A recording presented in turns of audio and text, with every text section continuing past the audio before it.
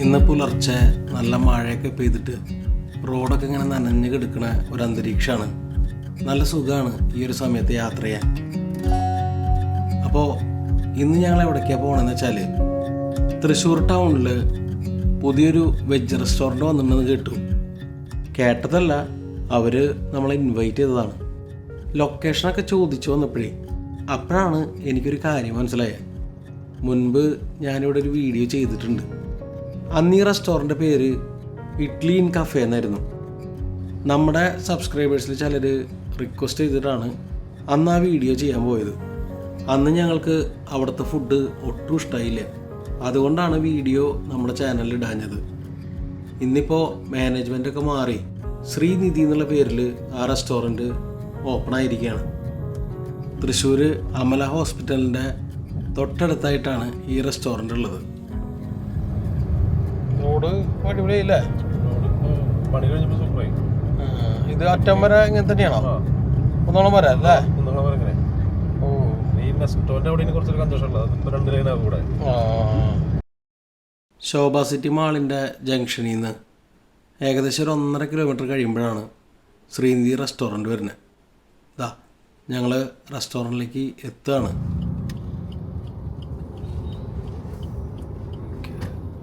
നമ്മുടെ ചാനലിൽ ഇടയ്ക്കിടയ്ക്ക് കിട്ടുന്നൊരു റിക്വസ്റ്റാണ് പുതിയ അഫോർഡബിൾ ആയിട്ടുള്ള പ്യുവർ വെജിറ്റേറിയൻ റെസ്റ്റോറൻറ്റുകൾ പരിചയപ്പെടുത്താൻ. അങ്ങനെ നോക്കുമ്പോൾ നല്ല ആംബിയൻസും അഫോർഡബിൾ റേറ്റും ഒക്കെയുള്ള ഒരു റെസ്റ്റോറൻ്റാണ് ശ്രീനിധി. LPG സിലിണ്ടറിനൊക്കെ റേറ്റ് കൂടി നിൽക്കുന്ന ഈ സാഹചര്യത്തിൽ ഇവിടെ കോംബോ ബ്രേക്ക്ഫാസ്റ്റിനൊക്കെ 118 രൂപയുള്ളൂ. ഇവിടുത്തെ മിനി സദ്യയുടെ റേറ്റാണ് എന്നെ ശരിക്കും ഞെട്ടിച്ചത്, 88 രൂപ. അതുപോലെ ചോല ഭട്ടൂരയ്ക്ക് 98 രൂപയാണ്. അത് വൈകിട്ട് 4 മണി മുതലേ അവൈലബിൾ ആയിട്ടുള്ളൂ. ഇവിടുത്തെ ഒരു സിഗ്നേച്ചർ ഐറ്റമാണ് ജിനി ദോശ. നല്ല രീതിയിൽ ചീസും പനീറും ആഡ് ചെയ്തിട്ടുള്ള ഒരു ഐറ്റമാണ്. അതും വൈകിട്ടാണ് അവൈലബിൾ. അറ്റ് എ ടൈമിൽ 50 പേർക്ക് ഇരിക്കാവുന്ന ഒരു സ്പേസാണ് ഇവിടെ ഉള്ളത്. ഇത് കൂടാണ്ട് മേലെയും കുറച്ച് സ്പേസ് ഉണ്ടെന്നാണ് അറിഞ്ഞത്. മുകളിലുള്ള സ്പേസ് ഭക്ഷണമൊക്കെ കഴിച്ചു കഴിഞ്ഞിട്ട് പോണതിന് മുമ്പൊന്ന് കാണാമെന്ന് വിചാരിച്ചു. പിന്നെ എന്താ വിശേഷം ദീപു? അമ്മയ്ക്കൊരു മസാല ദോശ, ദീപുവിന് ഒരു മൈസൂർ മസാല ദോശ, എനിക്ക് കോംബോ ബ്രേക്ക്ഫാസ്റ്റ്. ഇങ്ങനെയാണ് ഞങ്ങൾ ഓർഡർ ചെയ്തിട്ടുള്ളത്. മസാല ദോശ മൈസൂരല്ല, മൈസൂർ. ദോശയുടെ കൂടെ 2 തട്ടിലായിട്ട് സാമ്പാറും പിന്നെ നാളികേര ചട്നിയും ചുമന്ന ചമ്മന്തി ഉണ്ടായിരുന്നു. അമ്മയ്ക്ക് മസാല ദോശ വളരെ ഇഷ്ടമായി. ഉണ്ട്, നല്ലതാ.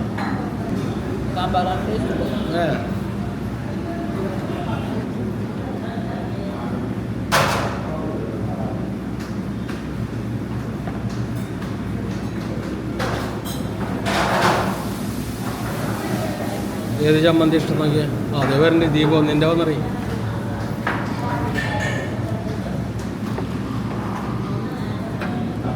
മൈസൂർ മസാല അല്ലേ? ഇത് കേരള, അത് മൈസൂര്.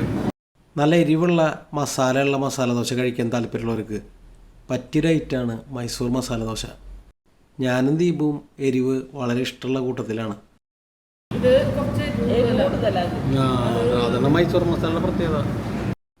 തൊട്ടുപുറകെ എൻ്റെ കോംബോ ബ്രേക്ക്ഫാസ്റ്റ് എത്തി. കോംബോ ബ്രേക്ക്ഫാസ്റ്റിൻ്റെ തട്ട് കണ്ടതോടെ ദീപുവിൻ്റെ മുഖം ഒന്ന് വാടിയിട്ടാ. നമ്മൾ ഈ തമിഴ്നാട്ടിലൊക്കെ പോകുമ്പോഴേ അവിടെ ടിഫിൻ എന്ന് പറഞ്ഞൊരു ഏർപ്പാടുണ്ട്. ഇതുപോലെ 4-5 ഐറ്റംസൊക്കെ ഉൾപ്പെടുത്തിയിട്ടുള്ള ഒരു കോംബോ ബ്രേക്ക്ഫാസ്റ്റ്. എന്തായാലും കോംബോയിലേക്ക് കിടക്കുന്നതിന് മുമ്പ് നമ്മുടെ കേരള മസാല ദോശയും മൈസൂർ മസാല ദോശയും ഒന്ന് ട്രൈ ചെയ്യാമെന്ന് വിചാരിച്ചു. മൈസൂർ മസാല അല്ലേ?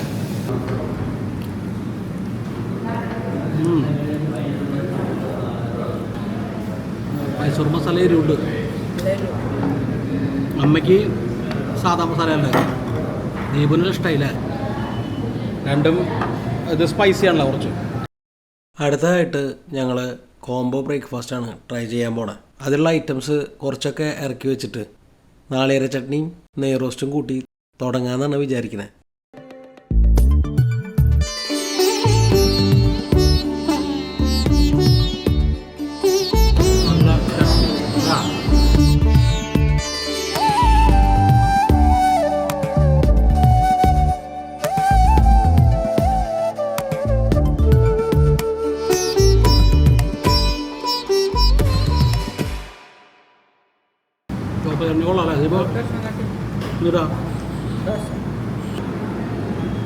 ദീപനാണോ കുറച്ച് ദോശ എന്നാ ദീപോ ഇതേ ഒരു കുറുമയുണ്ട്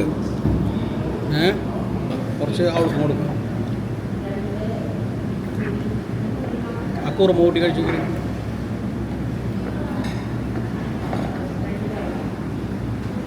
അങ്ങനെയുണ്ട് നല്ല കുറുമയുണ്ടല്ലേ കുറുമ നല്ല കിട്ടിലനായിട്ടുണ്ട്.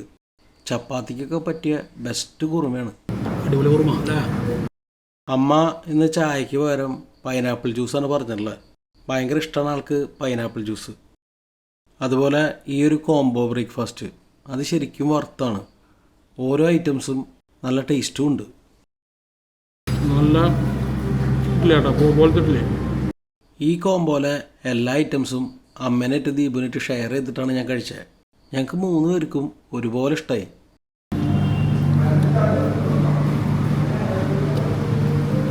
കുഴപ്പമില്ല. എണ്ണമ്മ വട കൊള്ളാല്ലേ, കുഴപ്പമില്ല അല്ലേ, ഒരു കുഴപ്പമില്ലാത്ത വട അല്ലേ ദീപം. കോംബോയിലെ അടുത്ത ഐറ്റം ഉപ്പുമാവായിരുന്നു. നാളികേരൊക്കെ ഇങ്ങനെ ചെരുകിയിട്ടിട്ട് നല്ല സോഫ്റ്റായിട്ടുള്ള എന്നാൽ കുഴമ്പല്ലാത്ത അടിപൊളി ഉപ്പുമാവ്. കറക്റ്റ് പെർഫെക്റ്റ് ആയിട്ടുള്ള ഉപ്പുമാവ്.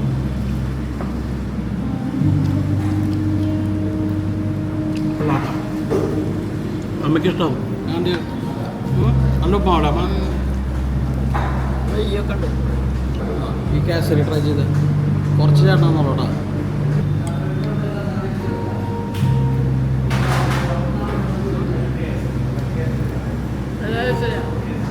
കുറച്ച് എനിക്ക് അമ്മയ്ക്കും.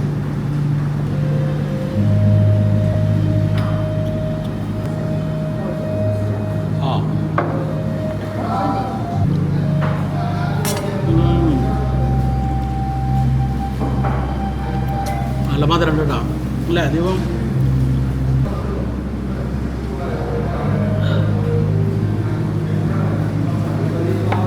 ദീപുവിന് ഇത്തവണ ചായക്ക് പകരം കോൾഡ് ബൂസ്റ്റാണ് പറഞ്ഞത്.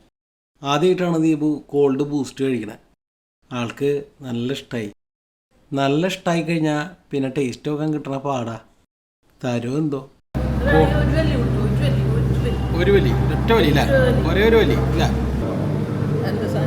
ഇതാണ് കോൾഡ് ബൂസ്റ്റ്.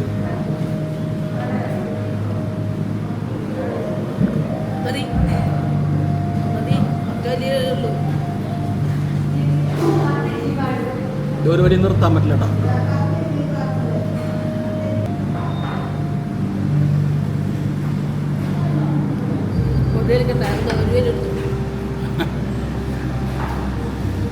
എൻ്റെ നല്ല അല്ലേ. അപ്പോൾ ബാക്കി നീ ഓടിച്ചു ഇതിപ്പോൾ അത് ഓടിക്കണല്ലോ, ആസ്വദിച്ച് ഓടിക്കാനാവും. കഴിഞ്ഞ സങ്കടമായില്ല എനിക്ക്. 3 പേര് കൂടി ഷെയർ ചെയ്തപ്പോൾ 2 മസാല ദോശയും കോംബോ ബ്രേക്ക്ഫാസ്റ്റും തീർന്നറിഞ്ഞില്ല. അടുത്തതായിട്ട് ഒരു തൈര് വടയും കൂടി പറഞ്ഞു. അമ്മയ്ക്കും ദീപനും വളരെ ഇഷ്ടമാണ് തൈര് വട.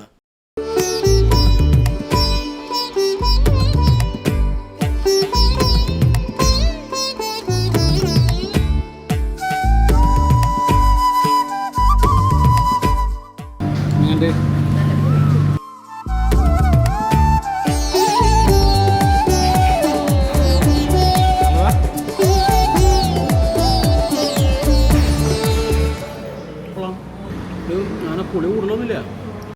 ബാക്കിയുള്ള തൈര് വട അമ്മയും ദീപും കൂടി കഴിക്കട്ടെ എന്ന് വിചാരിച്ചു. അമ്മയ്ക്ക് വേണ്ട കുറച്ച് തീരെ വേണ്ട. എനിക്കിനി ഒരൈറ്റം കൂടി വരാനുണ്ട്.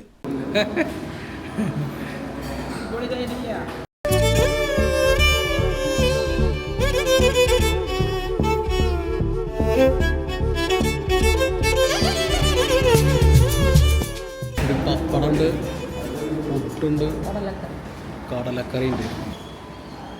ഞാൻ നേരത്തെ ഒരൈറ്റം കൂടി വരാണ്ടെന്ന് പറഞ്ഞില്ലേ, അത് ഈ പുട്ടും കടലയാണ്. ആദ്യം ആ സോഫ്റ്റ് പുട്ടും അതിലേക്ക് ഒരു പപ്പടം കൂടി പൊടിച്ച് കഴിക്കാമെന്ന് വിചാരിച്ചു.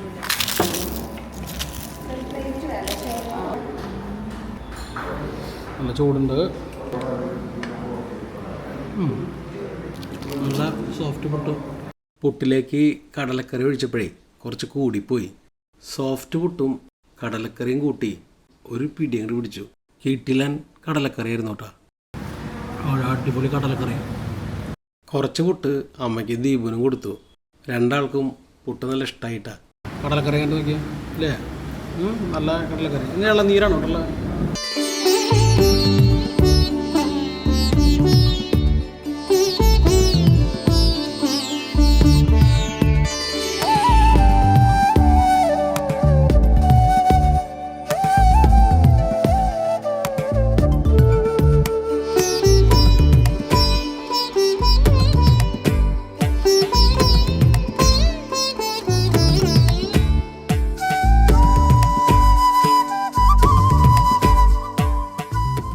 അടിപൊളിയായിട്ടാ.